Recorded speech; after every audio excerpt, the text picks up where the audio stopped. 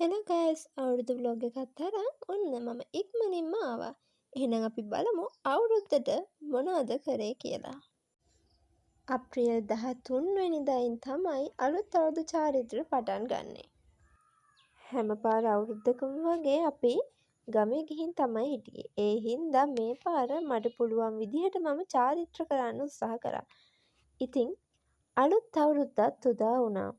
මගේ වීඩියෝ බලන ඔයාලා හැමෝටම සාමය සතුට පිරිත් සුබම සුබ අලුත් අවුරුද්දක් වේවා කියලා මම ප්‍රාර්ථනා කරනවා. දැන් අපි යමු කිරි උතුරන්න. මේකේ අවුරුදු වලට වැඩිය මම එක කෑම හදන වීඩියෝ තමයි පෙන්වන්නේ.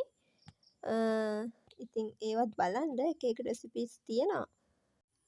මේ channel එකෙන් ඔයාලට cooking videos ඕන නම් නැත්නම් මම මේ හදන කෑම රෙසිපීස් දැනගන්න ඕන නම් ඔයාලා මට කමෙන්ට් එකක් දාන්න රෙසිපීස් කියලා මම වීඩියෝ එකකින් හරි නැත්නම් කමෙන්ට් එකකින් හරි රෙසිපි එක ගේන්නම්.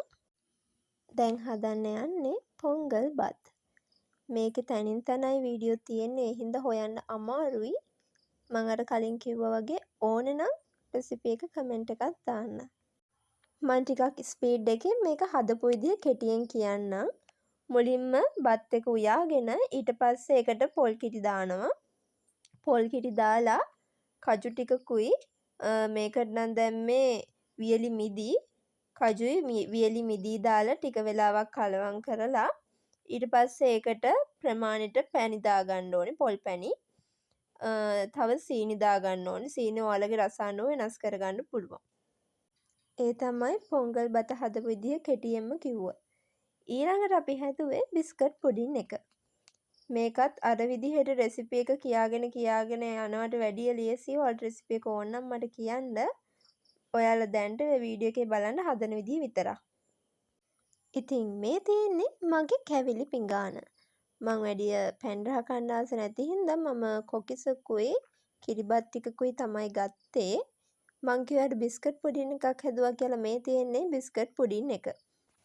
ඉතින් මේ තියෙන්නේ ඊට පහුවෙනිදා ඒ කියන්නේ අවුරුදු දවසට පහුවෙනිදා අපි ගිය අවුරුදු උත්සවයා. මම දෙසැම්බර් ඒ කියන්නේ ක්‍රිස්මස් vlog එක දැම්මේ ජනවාරි 1 වෙනිදාත් පහු වුණායින් පස්සේ. ඉතින් මගේ වීඩියෝ වල ඒ තියෙන ලොකු ගැප් එක නැති කරන්න හින්දා තමයි මම පුළුවන් තරම් try කරන්නේ ඔයාලට ඉක්මනින් වීඩියෝ එක දෙන්න. ඒ හින්දාම මම අප්‍රේල් මාසේ වීඩියෝ එක අප්‍රේල් මාසෙම කොහොම හරි දෙනවයි කියලා හිතාගෙන එඩිට් කරුවා. ඒ හින්දා ඔයාලට අප්‍රේල් මාසේ බොහෝ දුරට ඔයාලා මේ වීඩියෝ එක බලද්දී දෙවෙනි සතිය හෝ තුන්වෙනි සතිය වෙද්දී මට වීඩියෝ එක අප්ලෝඩ් කරන්න පුළුවන් වෙයි. එහෙනම් දිගටම මාත් එක්ක එකතු වෙලා ඉන්න Life with Kushi subscribe කරලා තියාගන්න. අර මං කිව්වා වගේ රෙසිපි එක ඕන නම් කමෙන්ට් එකක් දාන්න, ෂෙයා කරන්න. එහෙනම් අපි ආයෙ හම්බෙමු. bye.